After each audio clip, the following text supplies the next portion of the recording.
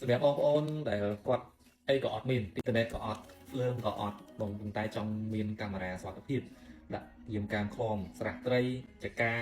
ឬតំបន់លំហែរីសតអីផ្សេងណាអាចដាក់បានបងនេះកុំឲ្យលំបាករត់ខ្សែពួកអីនៅកន្លែងរីសតឬក៏អីចឹងក៏រត់ខ្សែម្ដងរាប់សិបគីឡូដីចឹងទៅនឹងឲ្យវាអស់ចិត្តស្រួយច្រើនណាស់ចឹងវាទីច្រើនវាខ្ញុំប្រើកាមេរ៉ាសូឡាមួយស៊ីកាត់ដល់នេះយើងតែសូឡានេះសាកចូលលឿនណាបងតែប្រហែលម៉ោងតែគាត់អត់ពេញហើយកាមេរ៉ាប្រើបងមិនភ័យខ្លាចអស់ថ្មកដាលទីទេនេះ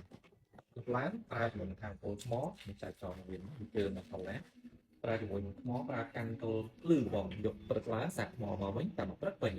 ប្រើរហូតដល់យប់ដល់ព្រឹកឡើងវិញណាអានេះផ្នែក2បងងាយស្រួលស្រែឡើងលើចុះក្រោមនេះស្រែនេះបានតែអាក្រកន្លែងនេះក៏ចាប់កាត់បានដែរជើងនេះបងចាប់ពីកូនចេះក៏បានដែរបងចាប់ទៅពីដើមទៅក៏បានជើងវាម